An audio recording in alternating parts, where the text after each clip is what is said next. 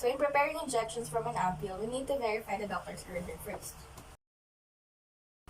So as we proceed, we need to prepare the supplies needed and follow the agency's no interruption zone policy and prepare medication for one patient at a time. So after we gather all the materials needed, for greatest accuracy, only look at the electronic MIR for one patient at a time. So this is our improvised MIR, as you can see. So we will now check one patient at a time. So now we will compare the name of the drug on the label of the ampule with its name on the MIR. So now, next check the expiration date and drug dose on the label of the ampule. So if the dose differs from that which was ordered, calculate the correct amount to give to the patient.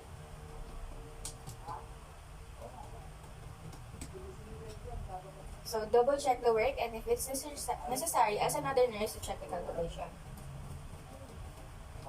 So we will now sanitize our hands. To prepare the injection, tap the top of the ampule until the fluid moved out of the neck. So we will now get the gauze pad and place a small gauze pad around the neck of the ampule and snap it quickly and firmly to maintain the cleanliness around the neck of the ampule. So pull the tip of the ampule towards yourself so that it breaks open in the opposite direction. Now we will dispose the tip of the ampule together with the gauze pad. Choose a filtered needle long enough to reach the bottom of the ampule and attach an appropriate size syringe. So I will get the 3cc syringe. And this is the needle. So rest the ampule on a flat surface and quickly draw the contents of the ampule into the syringe. So gently pull back on the plunger to aspirate the medication, keeping the tip of the needle under the surface of the liquid. So we will now pull the plunge.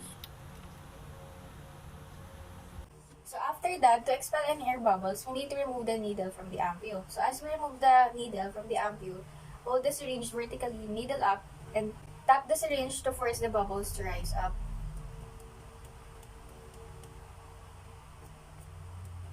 To draw back slightly on the plunger and then push it upward to eject the air without ejecting any medication.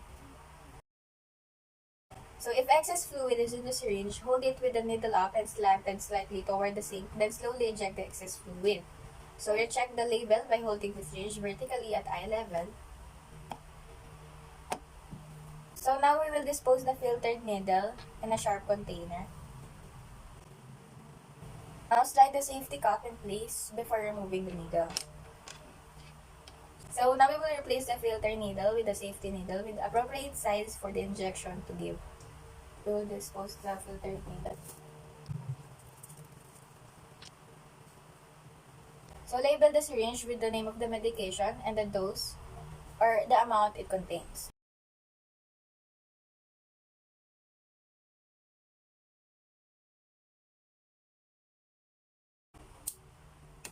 So after we label the syringe, dispose the used supplies and place the broken ampule, puncture-proof, or leak-proof container. Now we need to clean our work area and perform a hand hygiene.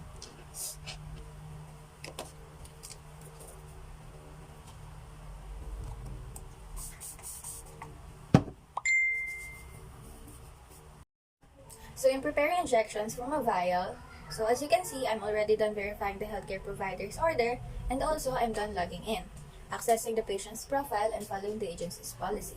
Now select a vial of the prescribed drug from the dispensing system. And after you select a vial, compare the name of the drug on the label of the vial with the name of the medication administration record or MAR. So after you compare the medication to the MAR, check the expiration date and drug concentration or dose on the vial. And then calculate the correct volume to withdraw and double check your work, and if necessary, ask another registered nurse to check your calculation. So now we check agency policy to know which high alert medications required validation by a second RN. So if the vial has not been opened, remove the cup to expose the rubber seal. So firmly wipe the surface of the rubber seal of the vial with an alcohol swab and let it dry. So now select the syringe and attach the needle or needleless access device. So if the syringe is capped, of course, you will have to remove the cap first. So a filtered needle may be needed to withdraw certain medications from the vial. So this is my filtered needle, and this is my needleless syringe. So now we will review agent's policy or the drug insert to determine if it's necessary to use filtered needle. So we'll now get the syringe and then pull back the plunger and draw quality of air. So, hold the vial on a flat surface and insert the tip of the needle or the needleless device through the center of the rubber seal. So, here is the vial. And then we will now inject. And then inject the air you drew into the syringe into the airspace of the vial. Then press firmly on the plunger to overcome the pressure within. So after that, hold the vial with your non-dominant hand and also hold the syringe plunger with your dominant hand. And then invert the vial and secure the plunger to continue cataracting pressure within a vial. So keep the tip of the needle below the level of the fluid and let the air pressure in the vial slowly force medication into the syringe. Now you may pull back slightly on the plunger for its process. So when the level of the medication in the syringe reaches the desired volume, position the tip of the needle or needleless device within the airspace of the vial. Then, after that, tap the barrel of the syringe to dislodge any air bubbles, and then if air remains at the top of the syringe, inject it into the vial.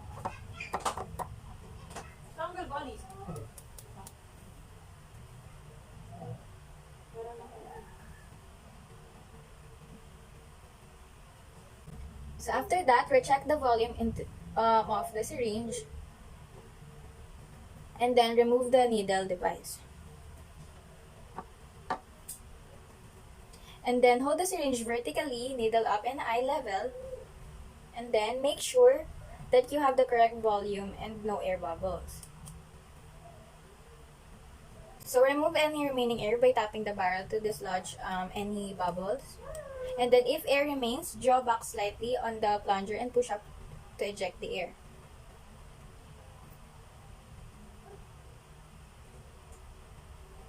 And then be careful not to eject any fluid, and then recheck the volume of the drug into the syringe.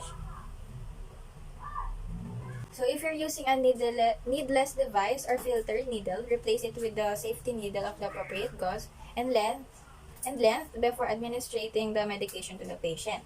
So if you're preparing the medication away from the patient's bedside, clearly label the syringe with the name of the medication and dose in the syringe.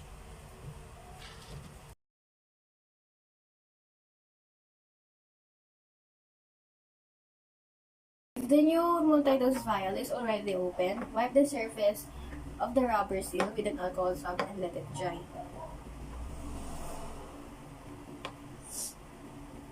And then, disregard single use of vials after use, even if there is medication remaining in the vial. So, if the vial contains a powder, that must be reconstituted, and then remove the caps on the vials of medication and dilute.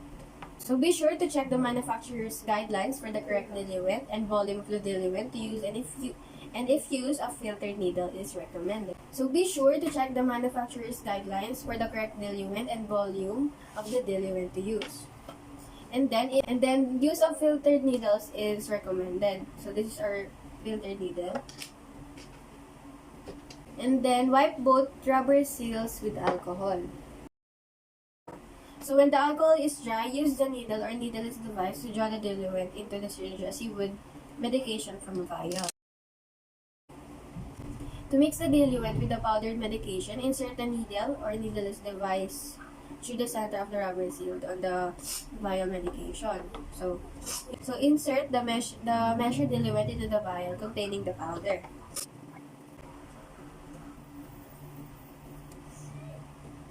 And then withdraw and then dispose the syringe or assess the vials in a fraction-proof container. So mix the powdered diluent thoroughly by rolling the vial between your palms. Remember that you don't shake the vial. So after you reconstitute the medication, we read the label carefully to determine the concentration of the drug. And then, draw up the appropriate volume of the medication based on its concentration and reconstituted formulation. So draw up the medication, the appropriate volume of medication based on its concentration and reconstituted formulation. So draw up the appropriate volume of medication based on its concentration and reconstituted formulation.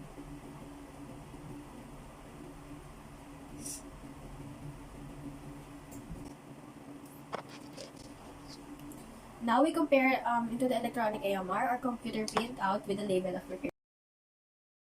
So remember to label the syringe with the name of medication and the amount of dose in their syringe.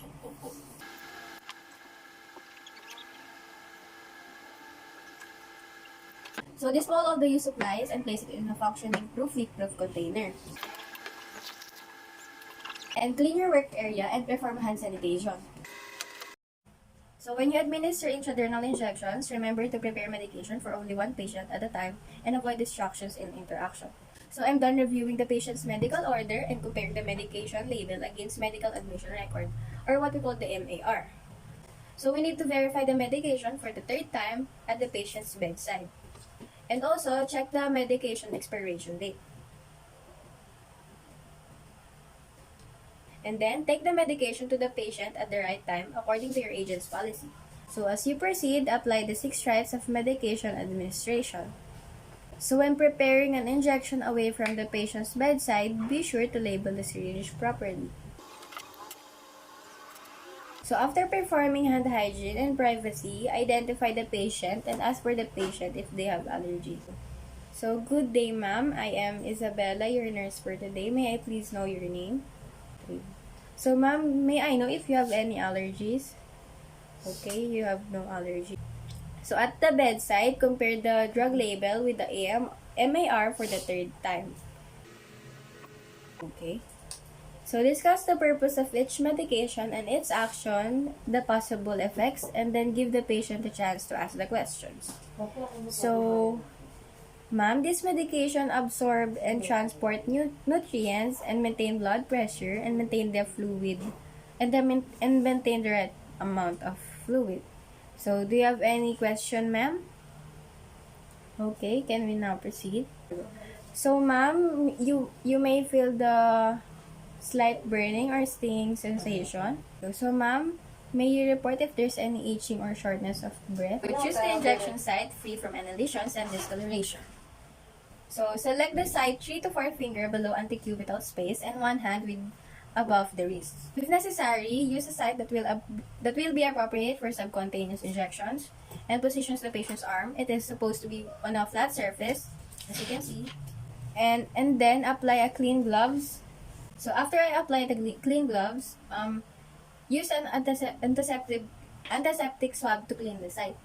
So beginning at the center to a circular motion, then dispose it. So remove the cap and hold the syringe between thumb and forefinger on your dominant hand. With the bevel of the needle pointing up, stretch the skin, insert the injection slowly with about 5 to 15 angle. As you inject the medication, a 1/4 inch bleb that resembles a mosquito bite will appear or will have to appear on the patient's skin.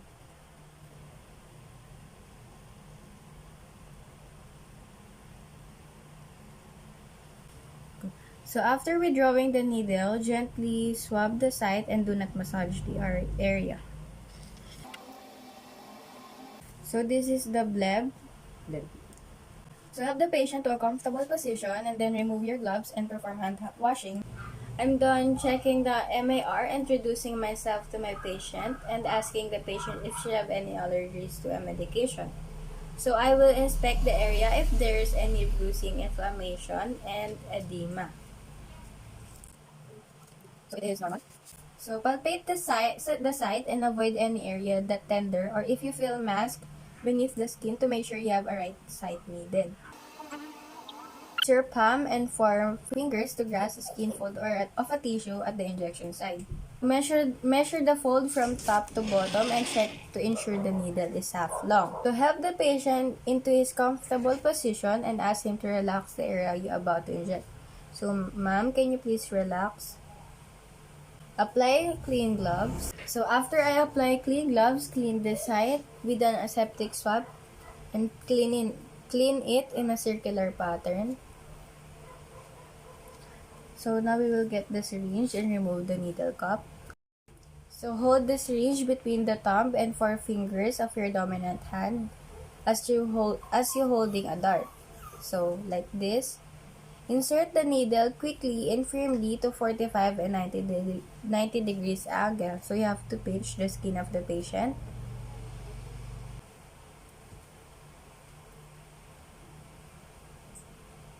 So release the pinched skin and rest your dominant hand and the patient and use it to stabilize the syringe.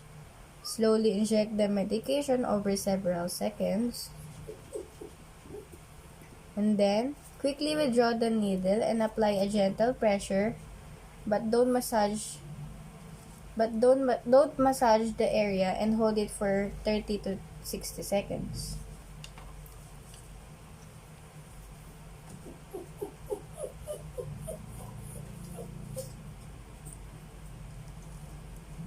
So help the patient into her comfortable position.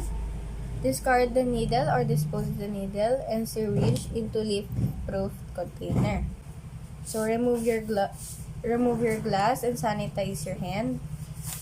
And after that, document the injection immediately to remain to the patient for several minutes to watch if there are signs of allergic reaction. So in intramuscular injection, we are giving the injection in the deltoid muscle. So we're going to use a 23 gauge needle. Have the patient sit or stand, and if your patient doesn't like needles or they are afraid of needles, it's probably best to have them sit in case they passed out. Have the patient completely relax their arm. So ma'am, can you please relax your arm? Our first landmark is found high up where the shoulder is, and it comes out like a bony prominence, and you're going to go about 2 fingers width down from the area. So here. So clean the injection site and start into the center. So we're gonna use what it's called a Z-track technique. Is now recommended for all IM injections. This technique decreases pain for the patient, but it helps prevent the solution that we're instilling from actually going in subcutaneous tissue. So put a little bit of pressure and we're just going to pull the skin to the side. So we have to wear our gloves. So now is where we're going to take our dominant hand with injection and we're gonna in like we're shooting a dart at a 98% angle. So now is where we're going to take our dominant hand with the injection and we're gonna in like we're shooting a dart at 90-degree angle like this while pinching the skin of our patient. Do it quickly to lessen the patient's pain. And then hold it steady and take our dominant hand to depress the plunger and instill the fluid slowly about for over 5 seconds per milligram.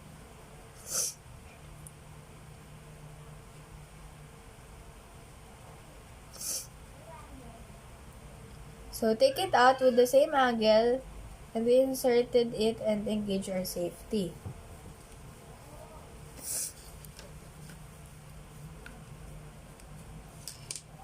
Never recap a used needle, then take a gauze to cover the area. So never massage the area because it can increase the solution go into the subcutaneous tissue. And then dispose the used syringe. So we need to remove our gloves and then perform hand hygiene and document what muscle you use and what side and how the patient responded. So along with how much medication you instilled in that muscle.